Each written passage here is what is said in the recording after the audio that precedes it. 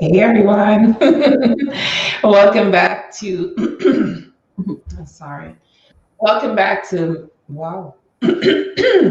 Welcome back to Mission Impact.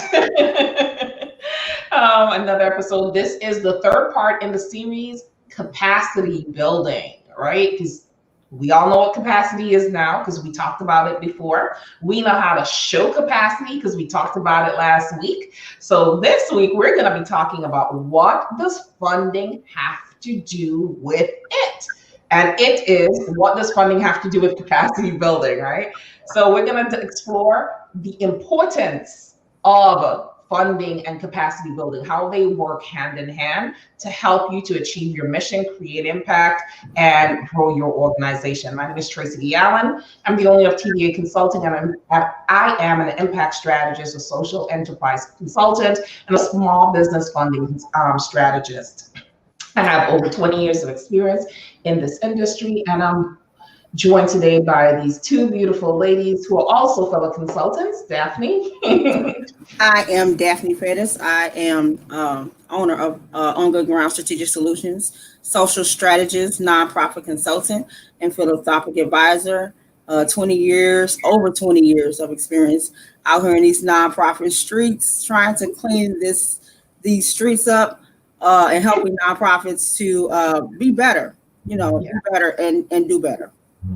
I'm Ty Boone, owner of Ty Boone Enterprises. I am a nonprofit success strategist and program development strategist. Like these lovely ladies, I also have 20 plus years experience in nonprofits, and we're out here doing what we do, y'all, trying to clean up these streets, Daphne, because girl, we need all the cleaning ingredients. It's real messy out here. It gets messy. Today we're talking about what does funding have to do with it, and I want to sing my Tina Turner song, because in my mind the answer is everything and nothing, and that just kind of canceled out the whole thing out, right? Funding has everything to do with it, and at the same time it has nothing to do with it, because I like to talk about nonprofits who always come and I see these posts on Facebook and I see my inbox is loaded. Everybody's like, how can I get some money? Where can I get a grant? Whatever. And they're thinking that this is what starts their capacity, right? Mm-hmm.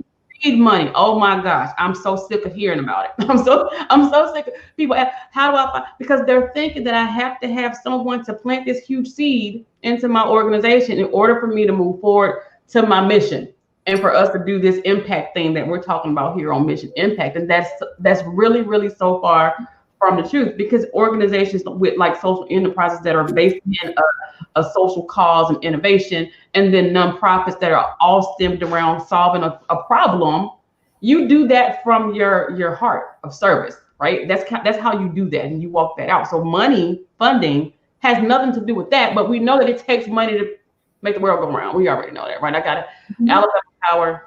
Asking, they send an alert to my phone, girl, you got to pay this bill, because it's like that's what you got to do. And there's not going to be any lights if I don't have any funding. So it has everything to do with it and nothing. But at the same time, I can still live if I don't get lights, but I want lights.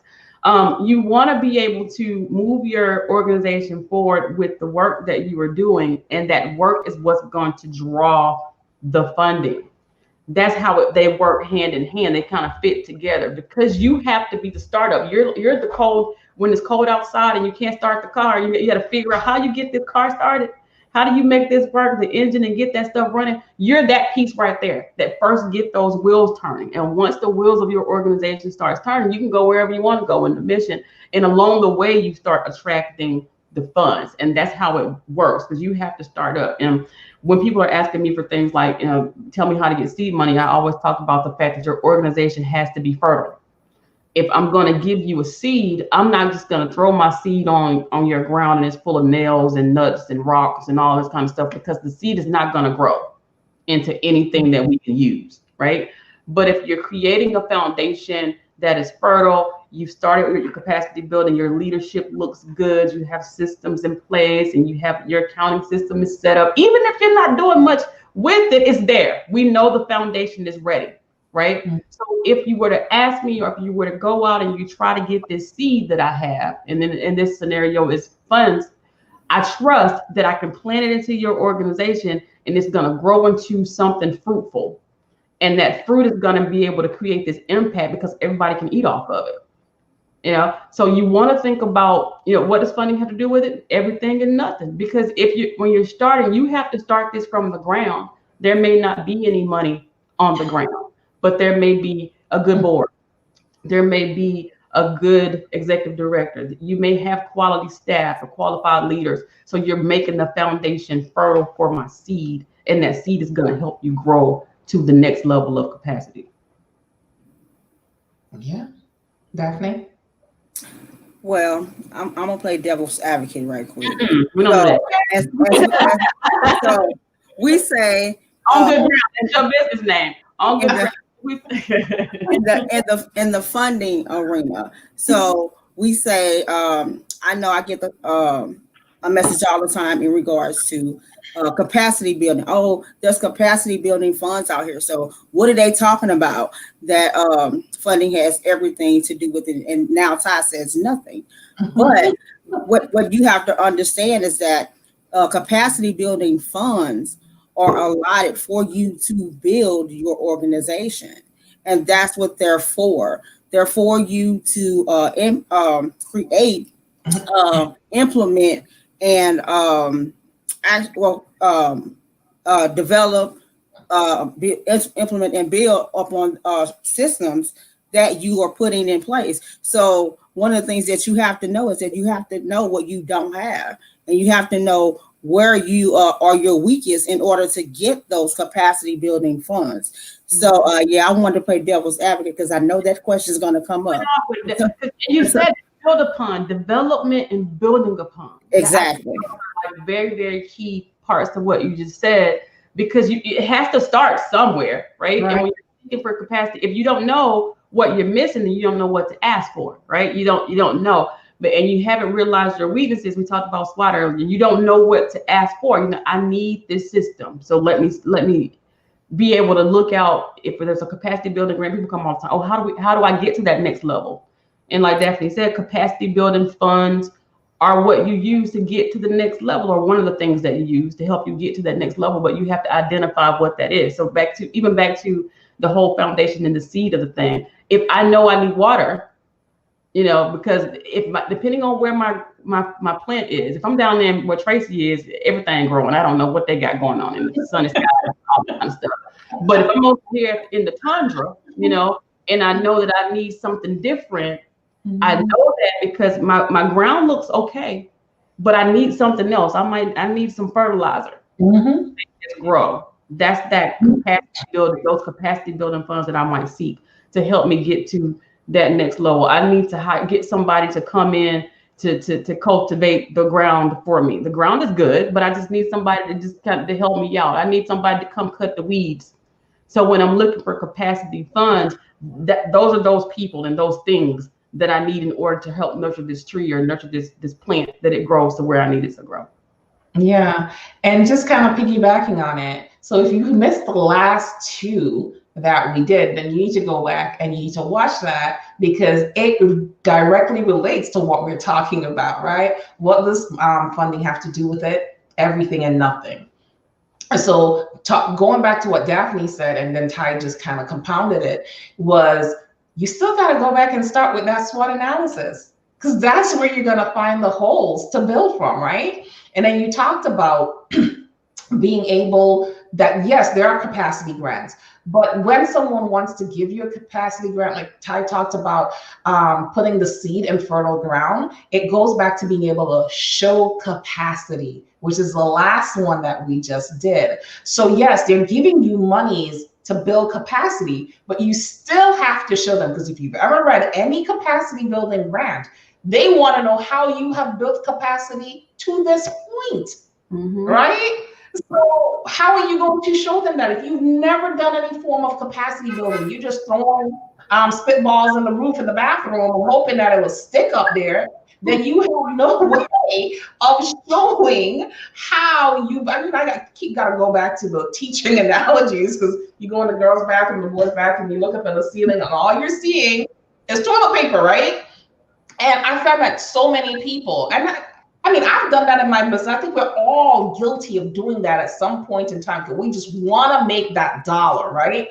But as you grow as a business owner, as you grow as a social enterprise, as you grow as a nonprofit, that doesn't stick. Capacity sticks. Capacity leads to sustainability. Sustainability leads to longevity, right? So that is how you're going to get to the funding. You have to build the capacity first. You have to be able to show, you have to know where you're weak and how you're going to secure your foundation. If your wall is falling down, do you just watch the wall fall down and then you sit down and you watch a gaping hole in your house? Like, no, you're not going to do that. You're going to have to find a mason or a woodsman, a woods worker or whatever, carpenter, sorry, to come out and fix the hole in your wall. It's the same thing that Ty and Daphne were just talking about. If you see that you're weak in an area, you have to either get the education needed to complete that job you're on your own, or you're going to have to build partnerships to secure that weakness, or you're going to have to build a capacity so you can hire someone to fill that spot. But either which way, all of it has to do with building that foundation, shoring up your business, your business entity, all areas in order to get to the funding. The funding is not going to come without the capacity building. And I know a lot of times what happens is, as a grant writer, and I know we all write and have written grants, and when we send out for the information and nonprofits don't have that information, that tells us that you are lacking capacity and that there's some things that you need to build on. So you know that you don't have financial statements. You know that you don't have a financial system. You have some capacity that needs to be built. If you don't have program outcomes, or you don't have a program, period, you know, there is some capacity that needs to be, you know, if you know that you don't have evaluation, then there's some capacity that needs to be built. And it's just about being honest with yourself in order to give your organization what it needs. And if you're not honest with yourself, and your board and everybody else included is not honest with what the organization needs, then the funding will I ain't gonna say it won't ever come, because you may have those little trinkles, but the money that you need to be sustainable won't be available to you if your capacity is not the level at the level that it needs to be in order to attract those funds. Absolutely. Absolutely. But that is true. Yeah. I don't even have anything else to say. It's just what it is, you know. Both of y'all you mentioned capacity leads to sustainability. We're in this to sustain for the long term, y'all. You can get little surprises and a trickle here and there, but that's not going to sustain you. And once you build a foundation that really supports capacity, you'll see it on a more consistent basis. You'll see the funding coming in more consistently. You'll see bigger pots of funds coming in. You'll see support. People are coming to you to support you instead of the other way around all the time. And it's because you've demonstrated that you have a certain strength as an organization. We talked the other one about how do you show capacity, right? You're able to demonstrate that, hey, I'm strong enough for this. We can handle this, right? And if I trust that you can handle it, then I'm gonna give you more. And that's just how it works. And that demonstration comes in many different ways. And I think last month we talked about one of those ways is being visible. We talked about storytelling, marketing, and branding your organization as the go-to place for impacting this specific issue in the community. So that is part of capacity building as well, as making sure that you're visible, that you're showing how you are building to capacity, and you're showing your impact. And like Ty said, and Daphne also mentioned it as well, once you're able to demonstrate that on a consistent basis in a format that people who are looking to fund organizations can digest it, they're going to start reaching out to you instead of you constantly having to reach out to them. So when people ask, well, how do funders actually approach nonprofits and be like, or social enterprises and say, hey, I want to either invest or I want to donate or I want to give you a grant or whatever, it's because you have established some type of platform in which you're constantly demonstrating your capacity and your impact. They kind of go together. Yeah, As they go together. As a philanthropic advisor, one of the things that I look into is I look at capacity. I look at those systems. How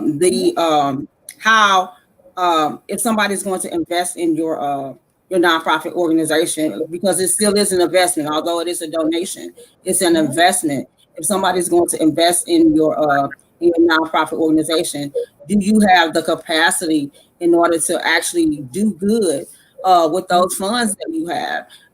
Somebody can give you $10,000, but if you don't have the capacity, if you don't have a program, if you don't have the financial systems to know that you're actually utilizing the money the way that it should be used or to the best benefit of your population, then those people who are donating, those philanthropic people, won't be attracted to your organization. So as a philanthropic advisor, as we say, you have to build your muscle, your nonprofit muscle. And that's what it is, because if you go to a gym, you won't automatically, and you haven't worked out in a while, or you haven't worked out at all, you won't go in and immediately start to try to lift 300 pounds or to go to the strongest machine. You have to work up to it, and that's what capacity building is. Absolutely. Any last words, Ty? Y'all good. We good. Okay. All right, everyone. Thank you for joining us for another episode of Mission Impact. Again, today we talked about what does funding have to do with it? If you missed the last two, the one before this was how to show capacity. And the first one was what is capacity? So understanding what capacity is, being able to show your capacity. And now we're telling you how all of that intertwines with getting funding. So until next time, bye everyone.